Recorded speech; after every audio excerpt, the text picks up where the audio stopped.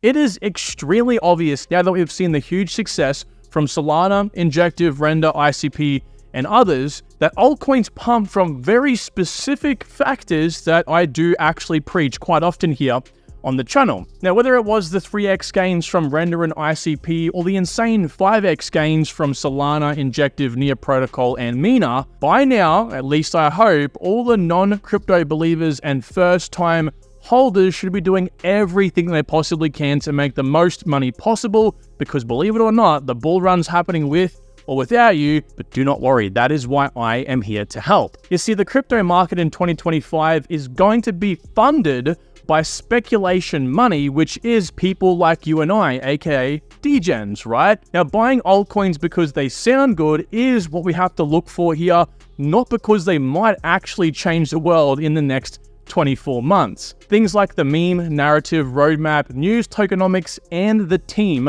are all very critical aspects that you must tick off in order to find that altcoin that is worth buying, because it is what makes a project suitable for those degens to want to buy. Now, with that said, an altcoin that I've been eyeing off for quite some time now has signaled that the time to buy is almost here, and considering crypto is likely to surge sometime before mid-2024, this video is extremely time sensitive. So, plain and simply, if you want to make money in crypto, you're going to want to listen up, because it most definitely is time to rumble. But before we get into this video, ladies and gentlemen, I want to ask something of you. If you enjoyed the content at any point during the video, I wanted to say a big thank you.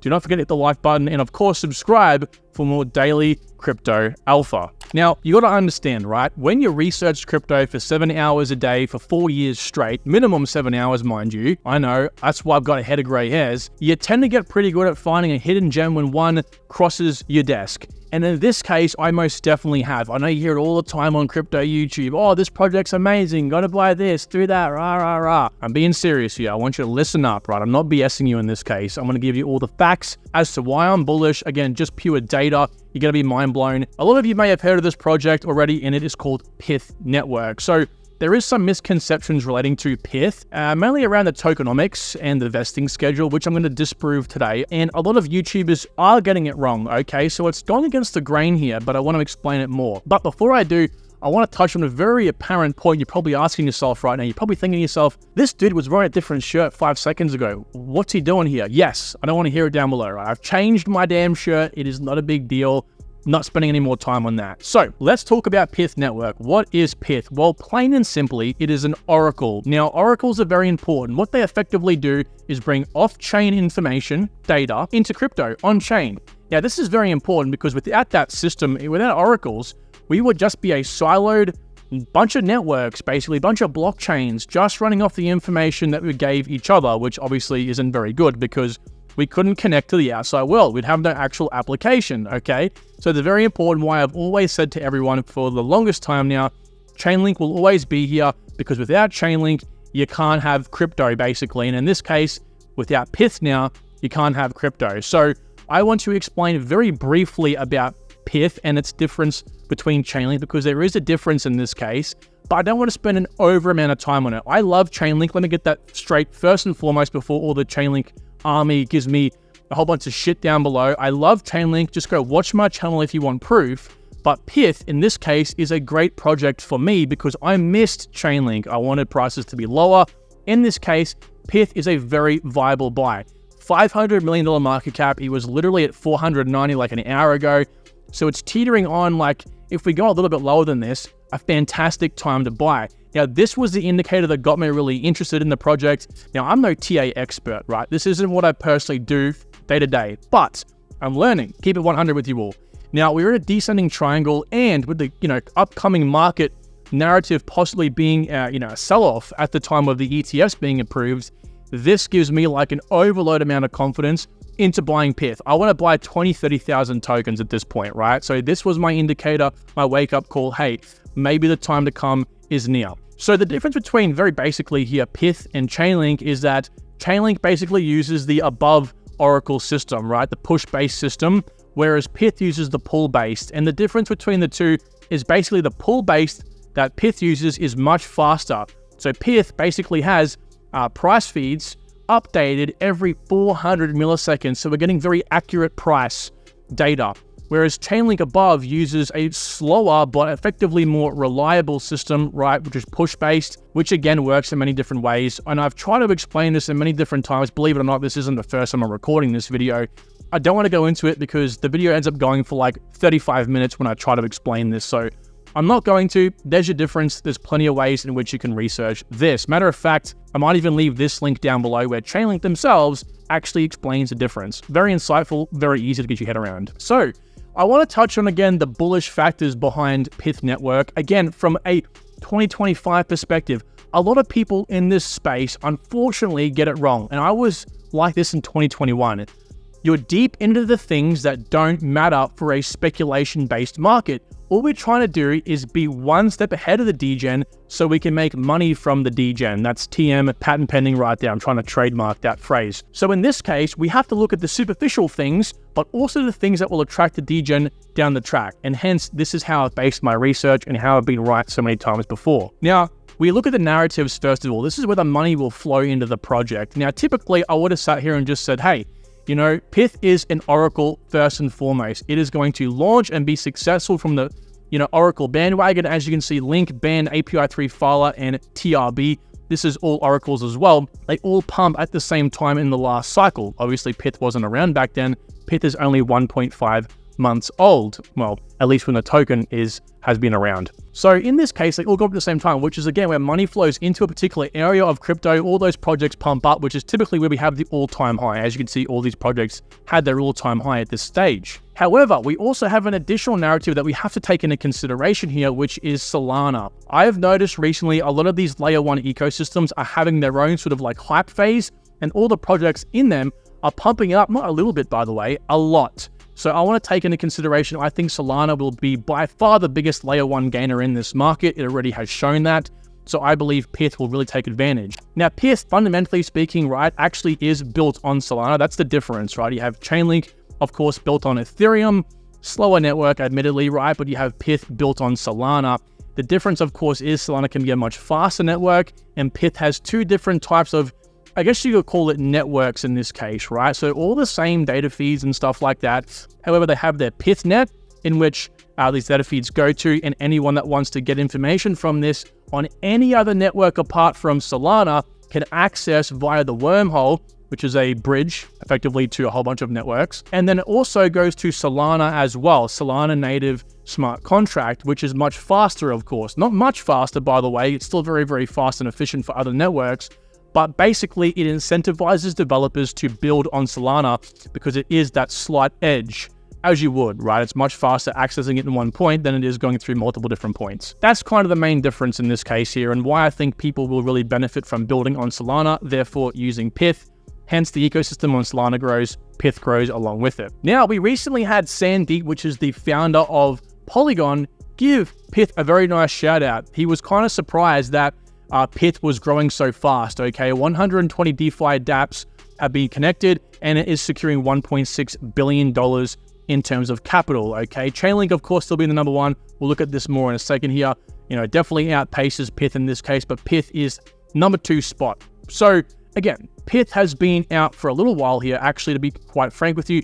It launched officially in terms of operations in August of 2021, but the token was November of this year. So it had time to still build itself and grow, at least be at a point where it could start to get huge network effects, start to gain at a rapid pace. But of course, Chainlink has been out for like, 7-8 years now already. So there is that sort of time difference we do have here as well. Now, I think it's pretty important as well, before I touch more on Van Eck and what they've said over here, that I tell you all, look, it is interesting because people will pair these two projects against each other and say, well, hey, Chainlink and Pyth, and if we work out the time difference between the two, and we think about how much, TVS or total value secured Pyth has versus Chainlink, guys, degens don't give a shit about that sort of stuff. Degens look at how even the website looks. Degens look at the general growth, right? How fast is it growing? How many developers are on there? Who incubated it, right? Who the VCs are. So that's all we have to look for in this case. We have to look at a network that is strong in terms of its memetics, aka how interesting it pretty much is to the degen. So Van Eck, a $100 billion asset manager. These guys by name in their 15 predictions for 2024 mentioned that they could see Pyth flipping Chainlink in terms of total value secured. Now, I'm going to be 100 with you all. I don't think that'll actually happen, right?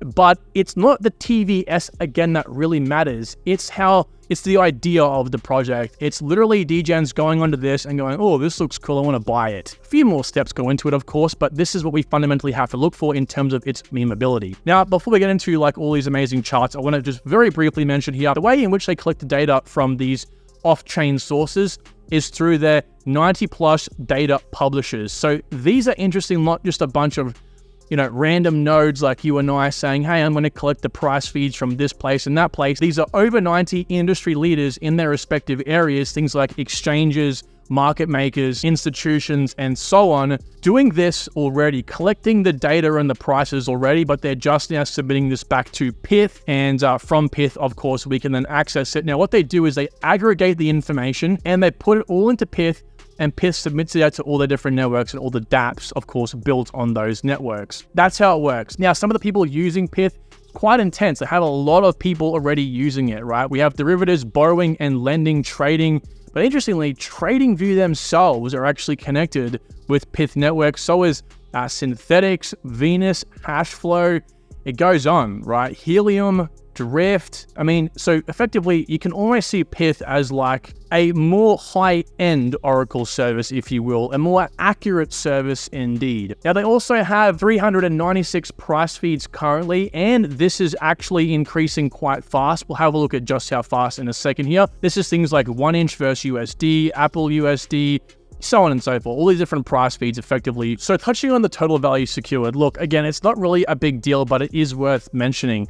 So Chainlink, of course, number one, 347 protocols secured with $17 billion in total value secured. Pyth at number two with 137 protocols secured at $1.8 billion. So this is something a degen would consider as, hey, this is obviously meaning Chainlink is the better protocol. But one thing you have to remember as well when it comes to total value secured is you can have a total value secured with one particular feed. In this case, like for example, you might have that connected to a particular DeFi application. If I come over here to Chainlink, for example, with Aave, right, with $4.31 in total value locked or total value secured, but that might not be updated as frequently. The difference in the argument made with Pyth is that it's, yes, connected to less in total right now, and yes, not as much total value secured, but it is much faster, and it is providing these updates for more than just Ethereum, right? It's providing this for a lot more networks, and we'll have a look at the difference in a second here. So as you can see, Solana, BNB chain, all these different networks, over 45 blockchains, it is currently providing data feeds for, and fast data feeds. So it started off 1 year ago to the day at $201 million in TVL. It is since now at 1.7 billion. So that's like what? Like almost a 10x. Whereas if you come over here to Chainlink in the last 12 months has went from $9 billion in total value secured to $17 billion in total value secured. Now, here's something we've seen time and time again, right? Chainlink versus Pyth in terms of the price feeds. Now, I don't know. I don't think Chainlink has 4 price feeds. I think this is a bit of misinformation here. From what I've seen, it's got like thousands, okay? But interestingly, the blockchains is the difference here. Pyth is available actually on 45 different blockchains, whereas Chainlink is actually only on 15 blockchains. Yes, this is accurate, okay? So quite obviously, Pyth definitely demonstrates that it's much more flexible in this case. Now, again, the difference here is that you might have Chainlink, for example, providing, 1,000 different endpoints over there for Ethereum, but for Avalanche, only like 8. So it kind of stops the developers from leveraging Chainlink to its full degree. And this is where Pyth comes in, because Pyth allows all those data feeds like I was showing you before, all these 400 price feeds on all of those networks, basically all at the same speed. We're talking about a slight difference here, of course, because of Wormhole, but it's not by much. Again, this isn't something that you have the benefit of with Chainlink. Now, we also have seen the ecosystem grow substantially. So here's your 90 plus publishers. Here's all your 45 blockchains. And these are all sort of your projects or products, if you will, using Pyth's Oracle, okay? It's insane, right? Here's daily average updates. So this is all your updates that happen every single day on all 45 chains. Again, we're not siloing. We're not saying, hey, 4 for Avalanche, 6 for Optimism, 100 or 1,000 for Ethereum, it's all the same for all these networks. It's all running in parallel with one another. We've also seen 2.1 million daily user interactions over the last 24 hours, and the total transaction count over here is 6.6 million versus Solana's 2.4. And of course, we all know Solana by far has like one of the most in the entire space. I guess competing with Hedera HBAR in that case. The fact that it stacks up, and I get it, it's definitely multiples smaller to Solana, is still very insane. So here's your total value secured by layer 1 and layer 2. Now, I wanted to zoom out really quickly here. Pyth secures over 90% of the value on 11 blockchains. Again, 11 blockchains there, and more than 50% on 5 other chains. Keep in mind, again, this isn't nowhere near as old as Chainlink in this case. Here's all your different networks. Here's how much, of course, it secures per network. So again, quite a lot, especially on some of these newer networks as well. Here are the price feeds. Was 190 back a year ago. It's more than doubled right now at 391. As I said at the start of the video, it is literally going up like this for all of these different stats. By far the fastest growing oracle out there. Here's your blockchain supported, of course. We were actually at 10 only 12 months ago. Now we are at 45. Now I want to finish up here with this big sort of misconception about Pyth, and it was very worrying watching a few different YouTuber videos on the project recently, because even they were getting very basic economic things wrong. So here's Pyth's vesting schedule, okay? It looks very intimidating. We have this sort of unlock schedule over the next 7, 8 years, whatever it might be, and we're about here right now. So very, very early on, and as you can see, in about 2025, we are more or less going to 4 to 5x our supply. But a big misconception is with any cryptocurrency is that it matters where we are unlocking the tokens. Notice down here we can see the community and launch. This was all the airdrop participants. They had immediately unlocked all their tokens, which actually caused the price to slightly dump before it corrected, but it was good. Most of those airdrop participants actually sold their tokens, so that's actually quite good. They're not holding them. Again, the cheaper these people have their tokens, or the more free they have their tokens, the worse it is for us, because they will dump the price at some point in the future. But what we have to actually look for here is not the ecosystem growth, not the protocol development, but the private sales. The private sales in this case is what I call third parties, or people like you and I that have access to these tokens and can freely sell whenever they so wish. They don't have to update anyone. So this is who we actually have to be concerned with, because these are the ones that actually cause the price to crash on the day, nothing else. We could have tomorrow 9 billion tokens enter circulation. We could have the rest of the supply come out tomorrow. But if it was all going to the ecosystem growth, or if it was all going to the foundation, price would not be impacted. Let me say that again. Price would not be impacted if the rest of the supply came in tomorrow and all those tokens were delivered to the ecosystem growth or the foundation. Why? Because price only goes down when markets are sold on the open market. That is the only reason price goes down. Simple as that. So in the case that we have a project like Pyth, for example, unlocking majority here to protocol development, ecosystem growth, and even publisher rewards, it isn't concerning at all. It's the private sale that would drop the price. Now, the reason why price actually falls when tokens unlock is just because, again, people sell because they're fearful of the day of the unlock. I've got a video coming up here soon going into this particular problem in a lot more detail relating to, vesting tokens and how it impacts price in a different video. But moral of the story is the actual unlock itself doesn't affect price. People get scared of the unlock, but what actually causes price to continue to fall on the day of the unlock is when people that get the unlocked tokens sell. So in the case of Pyth unlocking the rest of their tokens over the next 7 to 8 years, I'm not concerned at all, even with these large cliffs, because the large cliffs are going to the ecosystem growth. We won't notice a price impact. We will only notice a price impact when, of course, people are fearful and decide to sell before anything comes out. So with that being said, everyone, Pyth to me is an extremely undervalued project, but it is one that I see doing extremely well. My only concern in this case will be that people, again, degens in this case, would see this and instantly think, hey, I'm going to sell, I'm not going to buy at all, because again, it's a misconception that, unlocks like this are just going to enter all these tokens into circulation as if all these tokens were to just flood onto the open market tomorrow. In reality, if these tokens don't flood on the open market when they launch, which most of them won't, only a small slither will from the private sales, price will not be impacted at all, okay? Because what happens is it's going from a lockup into effectively a lockup because no one's using those tokens right now, okay? If that makes sense. So that said, that is going to conclude today's video. I hopefully you have enjoyed, and let me know what you think about Pyth Network below. Very bullish, but I want to hear your thoughts. Thanks so much. Talk to you all soon. Take care.